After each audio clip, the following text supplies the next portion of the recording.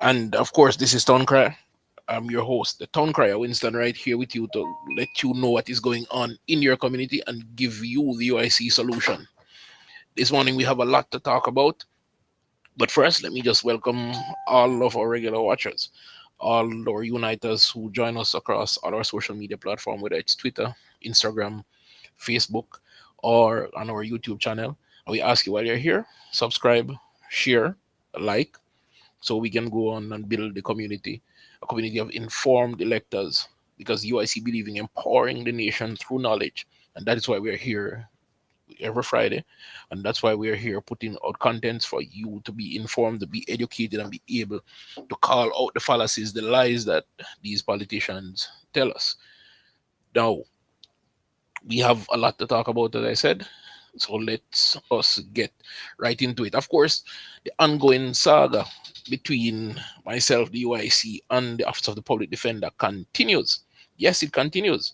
We would have thought that after the Office of the Public Defender shamefully turned its back on its credo, which they claim that their motto is a voice of the voiceless to loose the chains of injustice. They claim that as their credo, and yet they turn their backs on a very pertinent issue that was brought to their attention for them to help the nation resolve. They claim to believe in jurisprudence, which is just a fancy word to say they believe in the systems of law that exist.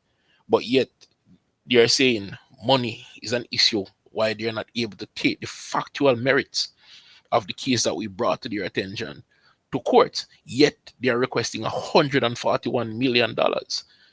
Right? So, the Office of the Public Defender and I continue to have interactions on this topic. Now, the latest interaction with the Office of the Public Defender is that after they indicated to me uh, they are going to just say, you know what, we can't.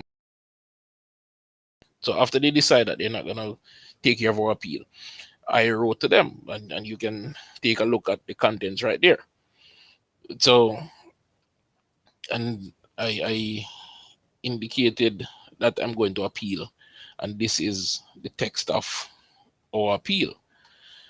This now is the text of the communication with the OPD, and let me just share with you some of the contents of that. Attention, Mrs. Arlene Harrison Henry, that's the public defender, the person that holds that title. And for those who don't know, the Office of the Public Defender is one of the commissions of Parliament, right? Which means that they work for you, right? Not themselves, but for you, a Jamaican citizen. Because, of course, you pay your taxes. And I know you all pay the myriad of tax. You pay property tax, you pay withholding tax on your bank transactions when you get profit on the little bit that you have in the bank, if you have any in the bank. You pay your PAYE taxes, which is three taxes rolled into one, and you pay your consumption tax. And that's a lot. And if you look at all the percentage of that add up together, you're looking at, out of any monies that you hold, you're looking at close to 50%, just more than 50% in terms of taxation. And an agency, a commission of parliament that works for you because you put the government there to represent you, is telling you that out of the $141 million they want of your hard-earned tax dollar, they can't spend it to resolve an issue. Right? Take me out of the equation. They can't spend it to resolve an issue in the court that they claim to believe in. Then there is something wrong with that. And I'll ask the question that I've always asked. How do you recall a government that is not responsive to you? You can't, not here in Jamaica, which means that the system is broken. The system does not work for you. We need a new system, and that's why the UIC proposed that Jamaica, as one of its first mandates of being in office, is to create a brand new constitution for Jamaica, to make Jamaica a constitutional republic, solely beholden unto its people. No foreign power, no foreign banks, no big banks, no multilateral lending agency, none of that. Jamaica will belong to you. your representatives, your elected representatives who are no longer career politicians vested in making a living at your expense, will now respond to you, work for you, will come from amongst you. So let me give you the letter. I have received your denial of my request for access to information lodged with your office as captioned. You have attributed your denial of access to 2 points of law. As a public servant, I find the lack of transparency you preside over, very worrisome, akin to a fiefdom. So I'm basically just telling her that you're a public servant and being a student of law. If you don't want to be transparent, then what are you hiding? And it's like you're running a little kingdom within the country. So it is disappointing, but all very telling to see the unpatriotic pro-government stance your office has embraced. Now, if she swore, and I did read the oath for you last episode, so if you missed that episode, just pop back and take a look at it. I read the oath of office where she swore to defend the Constitution and swore allegiance to Jamaica, right?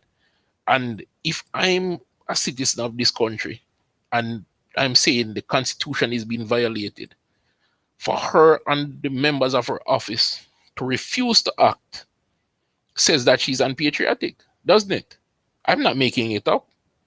That's the position they have taken. The fact that they don't want to take the government to court that is sitting in parliament because they are a commission of parliament and that government controls their purse strings. That government is who they get in that $141 million from. It says that they are pro-government. I'm not the one that is making this up. They inferred it by their actions or lack of action. So tell me, fellow uniters, tell me, fellow Jamaicans, if this is a stretch. I'm sure you see it my way.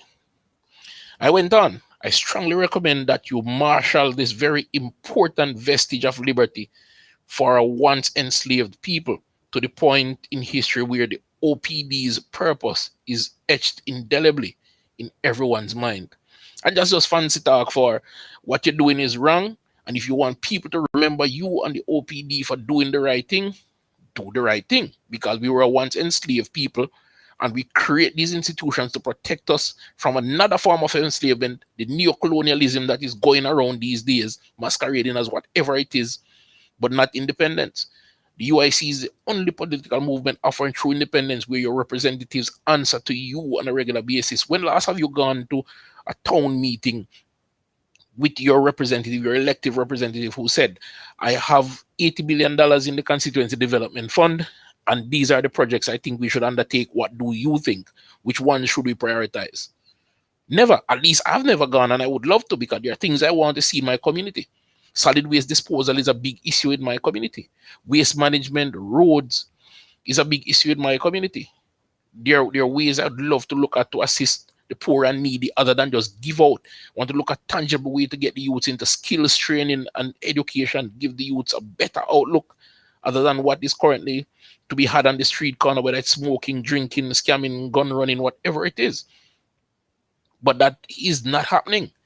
They go on the public airways and make grand pronouncements about what they intend to do.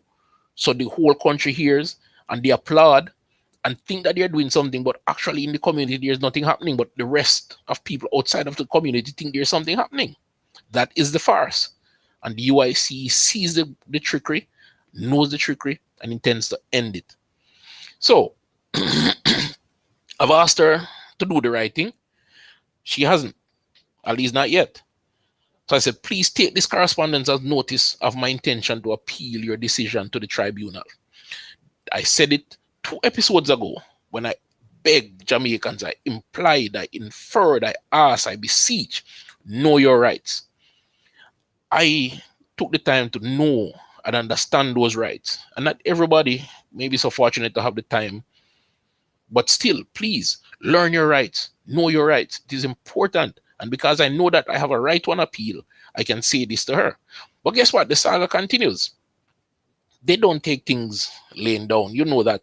These civil servants, they don't respect you as a taxpayer that pays them. So let me tell you what I did. I wrote to the tribunal requesting an appeal. And I'll go through this one quickly. And it's the letter is captioned "Appeal against Office of the Public Defender Denial of Access to Information." And the chair of this tribunal is a judge. So I'm addressing that person. Attention, Honorable Dorothy Pine McClarty. An ATI request was sent to the Office of the Public Defender, I have it there as OPD, dated January 19, 2021, requesting general information on the operations of the OPD. Then again, the OPD was asked to provide a listing of cases brought before the courts against the government or any agency of said government for breaches during the calendar year January to December 2020. So just a list of cases to say these people said the government breached them. So John Brown versus NWC, Jane Smith versus the Electoral Commission, Winston Wright versus the Office of whatever agency, and so on. Just a listing of those cases, right? A list of attorneys engaged by the OPD and the cost for the calendar year January to December 2020. I wanted to hear attorney Winston Wright, Lou Smith, John Fitz, XYZ were hired and it cost $2 million. Right? A copy of the OPD's budgeted expenditure for the calendar year January to December 2020, showing all lines of recurrent capital and operating expenditure. So again, a sheet of paper that says we spent $2 million on light, $1 million on rent, $5 million on salary, $2 million on stationery. That is it. Now here's the thing. They can't give me that information and they work for me. I didn't ask to know whose name, a specific name, and say how much that person get for salary.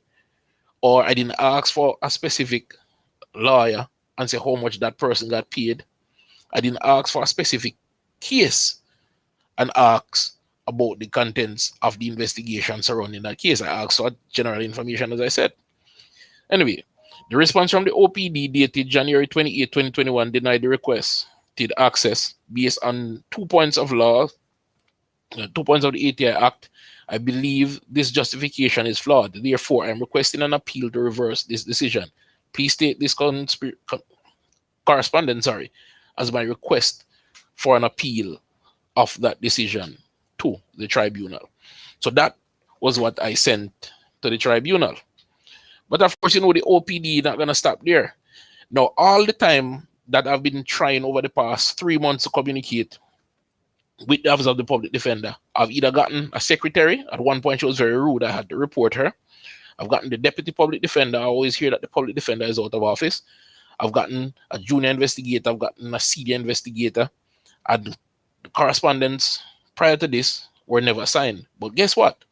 This particular correspondence, this very last correspondence from the OPD dated the 1st of February 2021 was signed by the Public Defender herself. She felt it necessary to report to duty that day. All the other time over the 3 months she wasn't on duty, and I can understand that she's probably working from home, concerned about the coronavirus. I can understand that. But she made sure she replied to my correspondence, and I wonder why.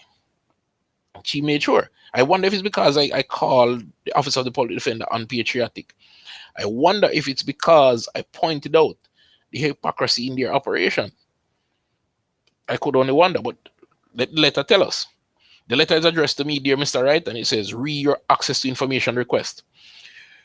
We acknowledge receipt of your letter dated January 31st, 2021, sent by email. The contents have been duly noted. So they got my email with the letter attached and they note it. So I guess this means that they have changed their mind. They realize the error of their ways and the lack of respect for the Constitution they would be engendering if they act the way they are suggesting. So let me read further for you. The threatened appeal is your right. Yeah, but I knew that anyway. But they're acknowledging my right, and that is good. That is a start. I can appreciate that, and I'm sure you do too. An appeal usually presents an opportunity to have a definitive pronouncement on an issue. But hold on. They just said that an appeal gives you a definitive pronouncement on an issue. it defines the issue, and in law, how the issue is supposed to work. But that's what I'm asking them to do also in terms of the government and their unconstitutional actions, in terms of stopping people and criminalizing them by charging them for breaches of the Disaster Risk Management Act. That's what I'd ask them to take to court, to have the court do what they are saying here, they are affirming here, definitively clarify an issue. But they couldn't do that, saying that while my complaint has factual merit, they're not inspired, and therefore their limited budget can't be used to bring this case to litigation.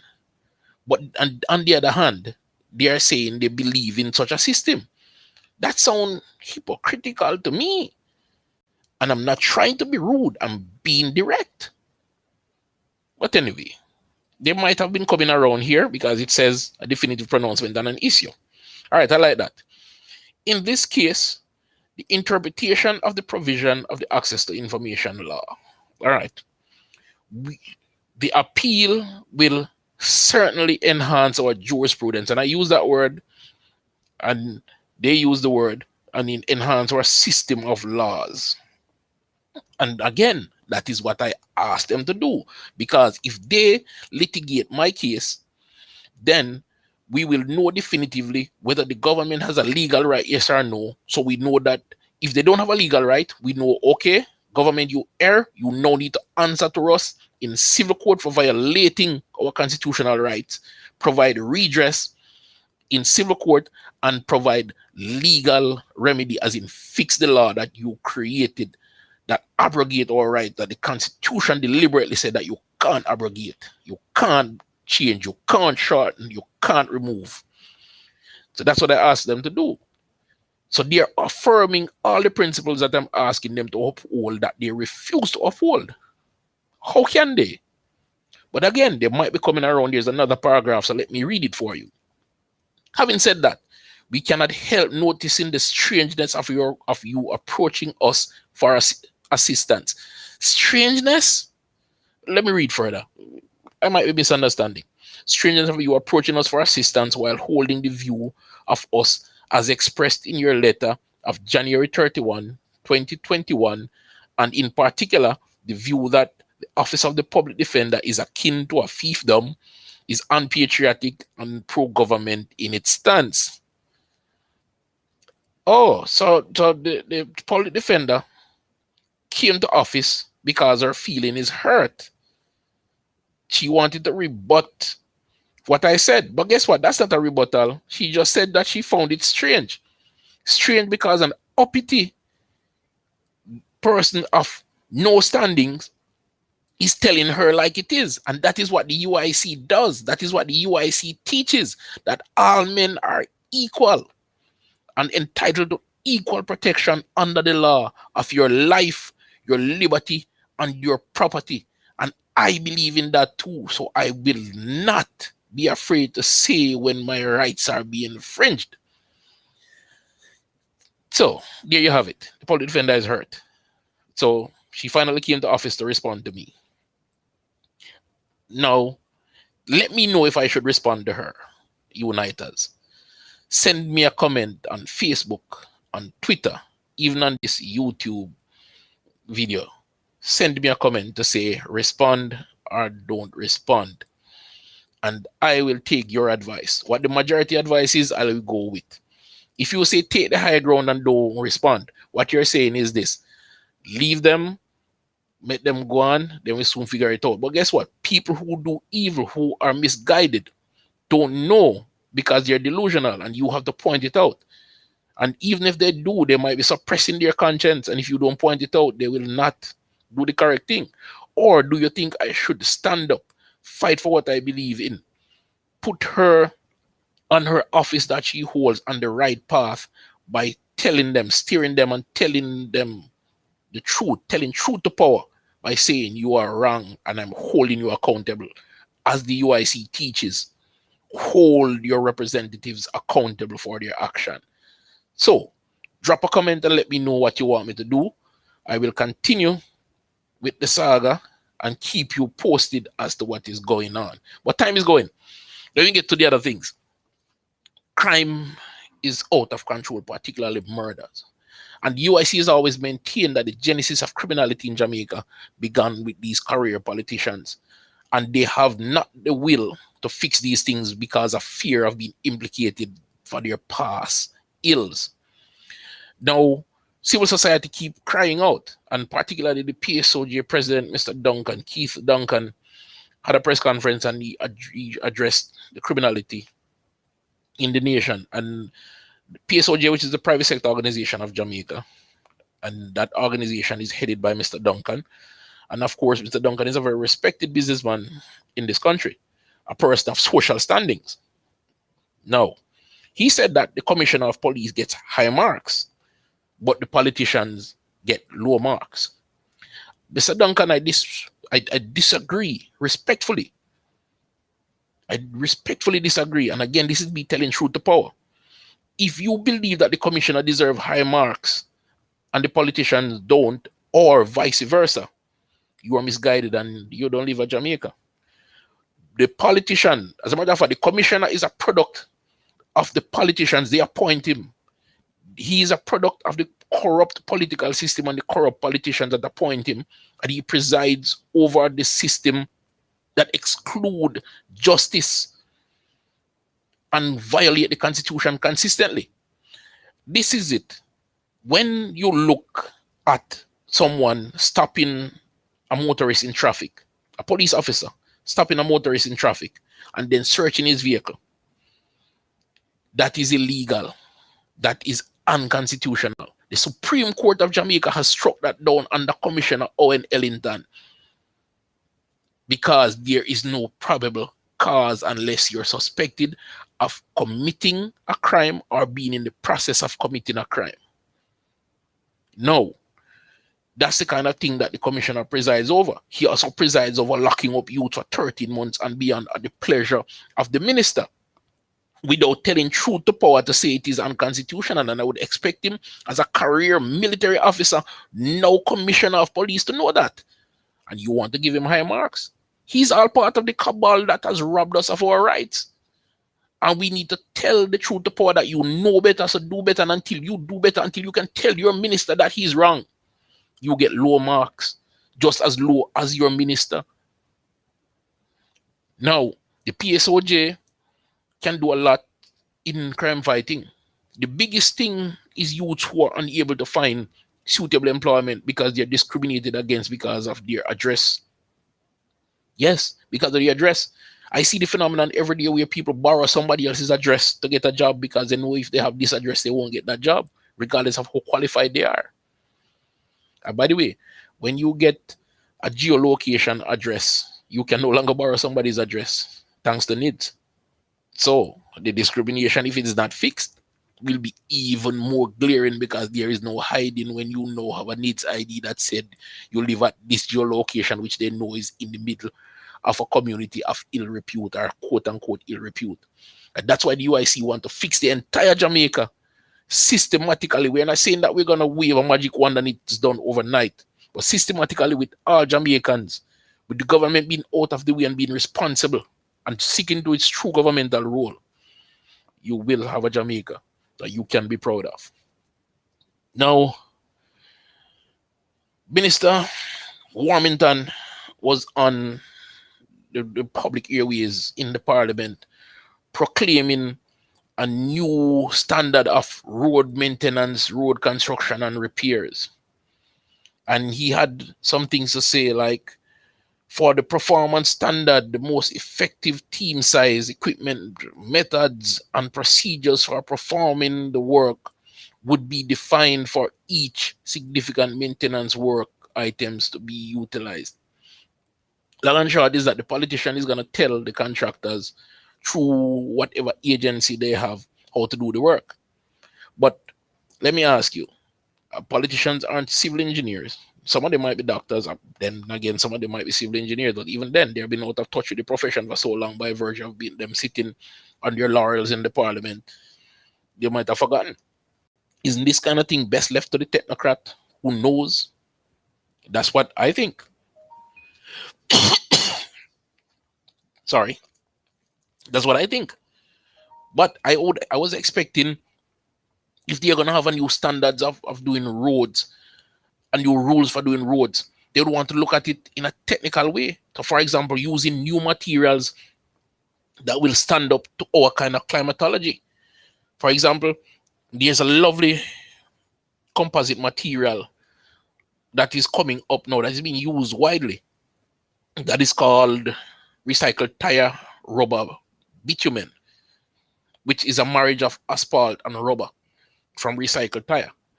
Why wasn't something like that part of the standard, that they will use that kind of material? Why am I not hearing about compaction pavement rating, to rate the compaction of the pavement so it can withstand these large and overloaded vehicles that we are seeing on the roads, so that way the roads hold up? If you drive on the road and see a big overloaded truck coming on the rainfall, you just realize that the road just start collapsing.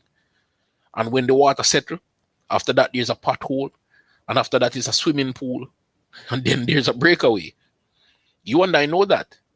But these guys sit in parliament, pretend to know, pretend to do, and come and tell you foolishness, and everybody in there applauds and beat the desk with thunderous roars, believing that they're doing something. But there's no science to what they do. Nothing that they do is in your best interest. So when they say they're coming with new standard, if they stop short of being technical and saying we need pavement classification numbers or compaction numbers when we're building roads to certain standards, so we know that a 50-ton truck that drive on that road won't sink the road, then that is good. We need roads that will hold up to change in weather, because you know that 1 minute it's piping hot and the next minute it's raining. That quick change in climate deteriorates asphalt. Why are they talking about technical stuff like that? Again, it's the trick. Know it, understand it. Now, the UIC will look at all these things in a sensible way, in a common sense way, and in a technical way, and make sure that you are served, that the government of the day works for you, not against you, that government comes in a responsible size and act in a responsible way. Not a large government that is there to take over your life, to lord over you, to be in parliament and being given the monikers of deity. In other words, be called gods, while they're robbing you blind, while their friends are robbing you blind because they brought their friends into the political fold and ushered them into ministerial positions to give them big jobs. Know the trick, understand the trick. And the UIC, look at our website, look at our constitutional model, look at our political model that will remove all of these conflict of interest that they are using to undermine us, to rob us blind, to cause us to lose billions of dollars that could serve us in these very trying times. And trying times they are indeed. I see a newspaper headline that says, market max for COVID vax, firm recruited to spearhead campaign, and they've been given a $422 million budget. That's your tax dollar. Now, you might not pay that in taxes, but guess what? There's a budget principle they call deficit spending, which allow them to go out and say to one of these criminal multilateral agencies, lend me $422 million. And they take that money and pay this firm. And then now, your kids and their kids and their kids' kids have to pay about this money. How can you put a burden on your family like that?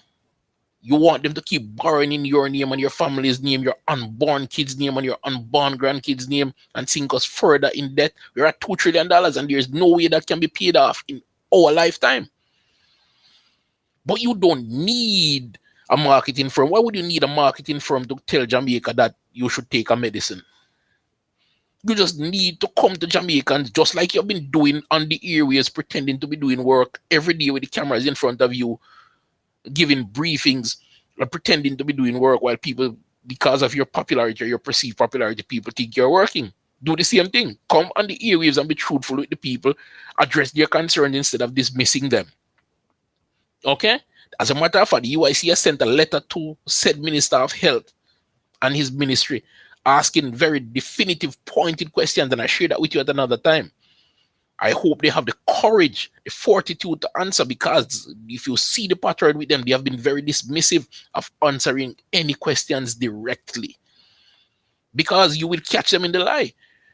For example, the minister says that they have to give indemnity to the vaccine companies because it is being done the world over. That is a lie. Vaccine companies were given indemnity in the US because of vaccine injuries that were created by them and the products that they make and peddle. And guess what? They decided that since this product is going out, we need the same thing from other countries. Okay? Not because it's been done over the world. The minister also said that it's because it's done, the medicine was approved for emergency use, they need this indemnity. A lie. They had this indemnity from in the early 1900s in America. It's only now we are doing it because several other countries have sued different vaccine manufacturers. And people in other countries, they don't want that. And I'm not here to talk about vaccine or no vaccine, whether to get it or not, or what's in it, anything like that. I'm fully vaccinated. I believe in vaccinations. Get that straight. My kids are vaccinated. What I'm talking about is, why is the government going to assume liabilities for a company that is charging us billions of dollars for a product, giving it to us, and then walking away scot-free without any responsibility for the effects? And then you have to pay taxes to take care of the people if they are damaged. If is that what you want? Is that proper spending? If they are going to give us their product and they don't have any liability, then will they care what the product does? No, they won't. So why are we assuming their financial risk? Now, that $422 million that is going to be spent to market to Jamaica, to campaign in Jamaica to say, take this medicine, could be spent on safety gears of the police, because we see the spate of killings. We could increase patrols in several areas, whether we are paying overtime or buying additional vehicles, so we can go into these trouble spots and do community policing and reach the hearts of minds of these youngsters who are doing these heinous crimes. Better yet, we can use that $422 million to provide skills training and job opportunities for these persons. But the government see it fit. And if you go back to even before COVID started, you realize there was an ad by the Ministry of National Security thanking all the frontline workers and thanking all the police.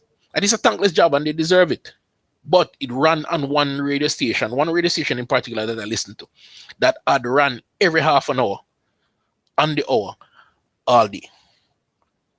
That's a lot of money. Call any radio station and ask them how much for a 10-second ad to run every half an hour, and you'll see how much money has been spent. And that is just one station. I'm not talking about the ones you see on TV or on the other radio station here and the other radio stations throughout Jamaica. No, I've never gone anywhere else in the world and see them market a police force. What I've seen them market is government services in general, as in all the services, policing, healthcare, etc. I'm not seeing the nurses get thanked or getting a fancy ad. And then again, that is coming soon. Another waste of our money. Because once we complain now, they want to appear as if they're doing it uniformly, so they'll go and hurry and knock something up. But I'm saying, it's a waste of money. That money could be spent to give these people a proper salary and help them live, so they understand their responsibilities to their Jamaican comrades and treat us equitably. But yet the government choose to spend $422 million on ads in a time when people are struggling to feed themselves. Imagine that. This is Winston Wright, your town crier. And of course, you're tuned into UIC Liberty TV and Town Cry. I ask you, if you find this informative, just go ahead and share that video. Go ahead and like. Subscribe so you know when I'm on. And of course, please look out for the money doctor himself, the president of UIC, Mr. Joseph Patterson, who will be breaking down the financial shell game that the government plays with us. I'll admit that I'm not a student of that. He is. So he'll break that down for you and help you understand why your spending power diminishes by the day. And of course, when you can, tune in to Vice President Mr. Devon Thompson, and he will bring the initiative to help you understand how the Jamaican Constitution is rigged against you and your due process. Thank you again for joining us on UIC Liberty TV. Thank you for joining Town Cry. I'm your Town Crier, Winston Wright. Have a blessed day.